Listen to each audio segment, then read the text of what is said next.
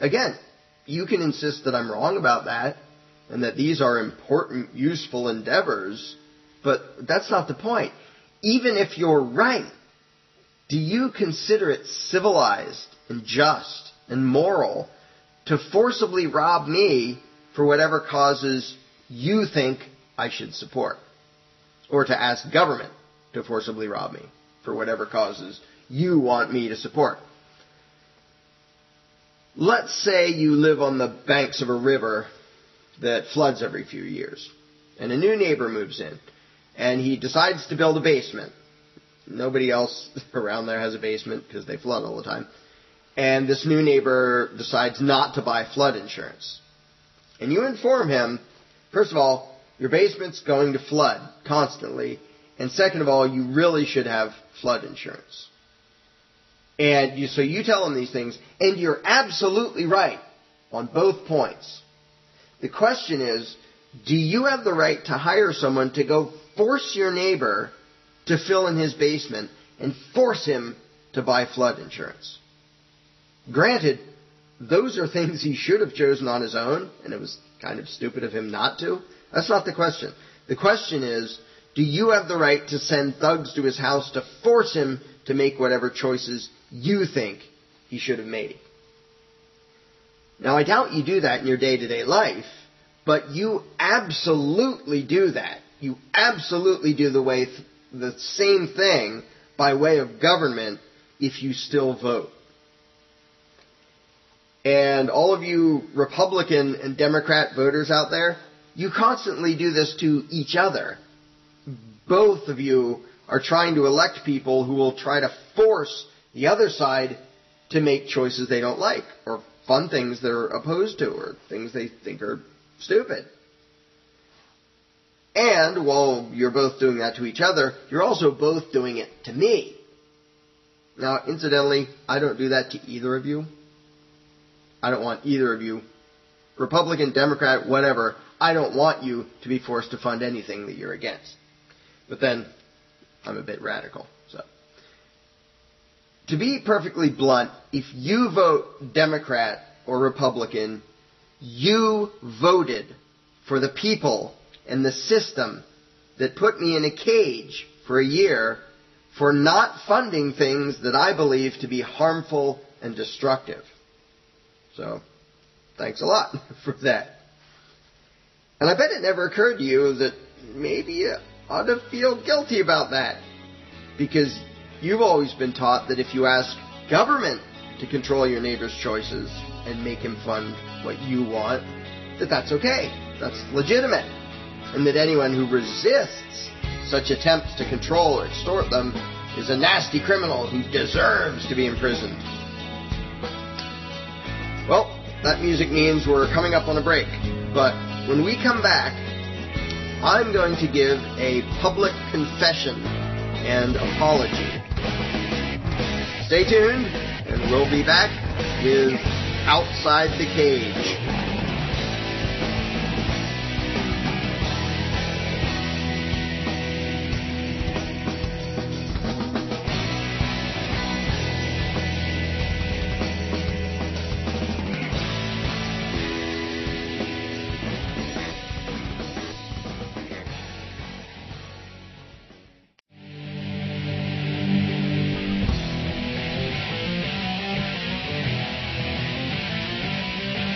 Welcome back to Outside the Cage. I'm your host, Larken Rose.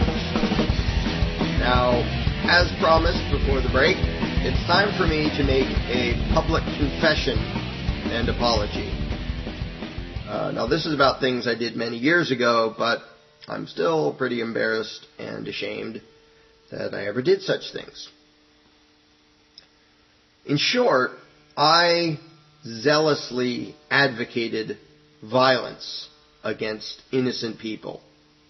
And it wasn't just one or two people, it was tens of millions of people who I didn't know anything about. By my words and my deeds, I gave support to a terrorist organization, a group of bullies with heavily armed thugs who would regularly intimidate and harass and extort and assault people in every state in this country and in many other countries. And I proudly displayed that gang's colors. And I routinely proclaimed my loyalty to that gang. And even though it sickens me now, I must admit that I felt a certain sense of joy when those who resisted the gang were destroyed, when they were robbed blind or kidnapped, put in prison, or even murdered. Now, if you're tempted to call the FBI or the Department of Homeland Security to report that I used to support this violent gang, that I used to give aid and comfort to this terrorist organization, don't bother. They already know all about it. Those in the federal government already know that I not only helped pay for the thuggery committed by this gang, but that I openly condoned the gang intimidating and robbing many millions of others to fund their reign of terror. So no, you don't need to inform the federal government that I was once a loyal supporter of a huge, vicious terrorist organization. They already know because they are it. They, the United States federal government, are the gang of bullies, thieves, and murderers that I supported. It was their acts of aggression against millions of innocents in this country and countless others that I was cheering for. It was their ongoing sadistic assaults against innocent people done in the name of national defense, or done in the name of the war on drugs, or done in the name of any other of their stupid ideas, that I supported with words and dollars. It was their mass kidnapping and enslavement scheme, known as the U.S. prison system, that I wholeheartedly condoned. It was their robbery through threats, intimidation, terrorization, harassment, direct theft, and even kidnapping and murder that I praised when it was done in the name of taxation. When their thugs were in Waco, torturing and terrorizing and murdering dozens of innocent, decent people, I sided with the aggressors, the bullies, the thugs, the FBI and the ATF. And I'm really dang ashamed to admit that now. When their mercenaries were in foreign countries, kicking in doors, pointing machine guns at innocent people, terrifying and attacking thousands upon thousands of people overseas, I proudly displayed their gang colors, red, white, and blue. Now I can say, truthfully, that at the time I thought their thuggery was justified, that it was necessary. But I should have known better. I could say that, well, I was systematically brainwashed into being a supporter of their gang. And I was taught that supporting them was the patriotic, righteous thing to do. And that their violent aggression should be viewed as law and order. But I had a brain and I had free will and I could have actually thought about things. I should have doubted and reconsidered and acted like a responsible, thinking human being. But for a long, long time, I didn't. Instead, my mind made up these lame excuses for why it was good for me to support the gang called government, why the victims of the gang's violent aggression must have deserved it, why some greater good justified it, why it was necessary. It was all garbage. I supported evil, and then I parroted the rhetoric that was supposed to make it not seem evil.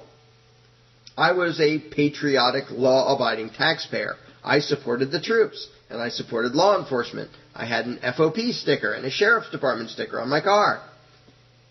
I even argued, and man, I hate admitting this, I even argued that the two worst individual acts of terrorism in the history of the world, the dropping of nuclear bombs on Nagasaki and Hiroshima, slaughtering hundreds of thousands of innocents, were a great and noble event. I'm not kidding when I say I feel guilt and shame at ever having thought and said and done such things.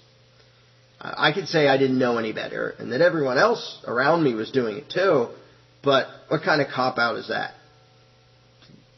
How about the Nazis? How about what they did? Well, it's okay because they didn't know any better and everyone else was doing it. No. How about those who worked in the slave trade? They didn't know any better, and everyone else was doing it. How about all of the heinous, unthinkable atrocities committed by state mercenaries, also known as soldiers, of just about every country in the world? Yes, including the U.S. Well, we gunned down hundreds of unarmed civilians, like at Miley, but we didn't know any better, and everyone else was doing it. That's not a good excuse. And it doesn't make it any better when you call the thuggery law and patriotism. I once openly and zealously supported the commission of violent aggression against millions of people in this country and elsewhere, and for that, I am ashamed. And for that, I sincerely apologize, even if the apology doesn't really do anything to ease the suffering of the victims of the violent organization I supported. Ironically, while I proudly supported the thuggery, I was rewarded and praised by almost everyone around me for my blind loyalty to the gang. And when I stopped supporting evil, then my fellow Americans put me in prison for it. And that's almost funny. When I finally did the right thing, I was punished for it. And maybe I had it coming. The brute thuggery I had condoned before, I got to feel some of it myself. A little poetic justice, perhaps. I got to be at the receiving end of the same terrorism, extortion, and kidnapping that I had so eagerly voted for years before.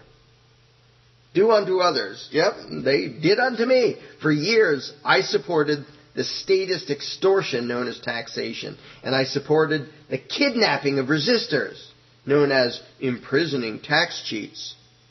And years later, I got to see firsthand what it was I was actually advocating. Having formerly been a supporter of the war on drugs, for example, another fascist thuggery, I got to have the experience of having a dozen armed government thugs invading my home when the IRS came to try to shut me up. So maybe in one sense I deserved to be caged for a year, but not for disobeying the control freaks in government. If I deserved it, it was because I spent so many years obeying and supporting and praising the control freaks gang. A part of my repenting and atoning for past sins is to try to help other people not fall into the trap I fell into, to try to help others avoid being deceived into betraying their own consciences, to help them avoid being tricked into supporting, well, the destruction of humanity, to be blunt. Even in that, my past sins sometimes come back to haunt me. Every once in a while, when I'm trying to convince someone not to be duped into supporting evil by way of the rhetoric about government and authority and law and politics, I hear things coming from their mouths that are the exact same arguments and excuses I made myself years before. It's necessary. If we didn't have this forcible control and extortion of everyone, there would be chaos. And it's for your own good. And it's the law. You can't break the law. This is the system we have. If you don't like it, leave. This is the greatest country in the world. So I feel like the me of today is constantly arguing with the me of 20 years ago. And it can get pretty embarrassing because the me back then fell for some pretty ridiculous lies and had some pretty lame excuses for what he believed and what he did. Now I hope that by making my little confession today, I might help encourage others to re-examine what they're doing, what they're advocating. So maybe somebody else can say, yeah, I was wrong, and then maybe I have to change the way I see things and change what I can do. After this upcoming break, we're going to do a very simple exercise having to do with bluntly stating the truth. And in some cases, it's surprisingly difficult and uncomfortable. Stay tuned and you'll see why.